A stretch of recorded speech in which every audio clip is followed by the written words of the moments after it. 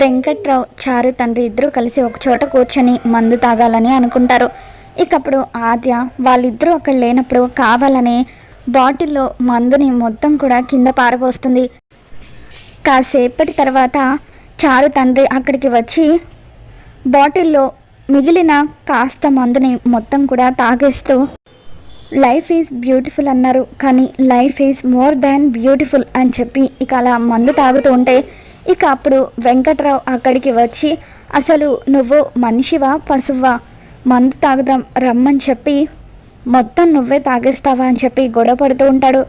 ఇక అప్పుడు చారు తండ్రి బావా మందు తాగుదామని మర్యాదగా పిలిచి ఇప్పుడు ఇలా అవమానించడం ఏమీ బాగోలేదు, అయినా కక్కుర్తి పడి బాటిల్ మొత్తం కూడా నేను రాకముందే తాగేసి చివర్లో నాకు కొంచెం ఉంచావు అని చెప్పి చారు తండ్రి వెంకట్రావుతో గొడవ పడుతూ ఉంటే అప్పుడు వెంకట్రావు కూడా ఏంట్రా నువ్వు అని చెప్పి చారు తండ్రితో గొడవ పడుతూ ఉంటాడు. ఇక అలా వాళ్ళిద్దరూ కాసేపు మందు గురించి గొడవ పడిన తర్వాత చారు తండ్రి స్పృహ కోల్పోతాడు.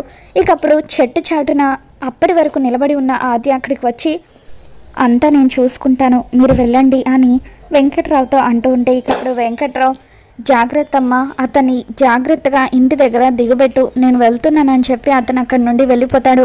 ఇక వెంకట్రావు అక్కడి నుండి వెళ్ళిపోగానే ఆద్య చారు తండ్రి వైపు చూస్తూ చారు మా నాన్నని అడ్డం పెట్టుకొని నువ్వు నాటకాలు ఆడతావు కదా, ఇప్పుడు మీ నాన్నని అడ్డం పెట్టుకొని మా నాన్నని ఎలా కాపాడుకుంటానో చూడు అని చెప్పి అంటూ ఉంటుంది. ఇక మొత్తానికి అలా ఆద్య అయితే సూపర్గా ప్లాన్ వేసి కిషోర్ని కాపాడుకోవాలని అనుకుంటుంది. మరి ఈ వీడియో మీకు నచ్చినట్లయితే తప్పకుండా లైక్ చేయండి.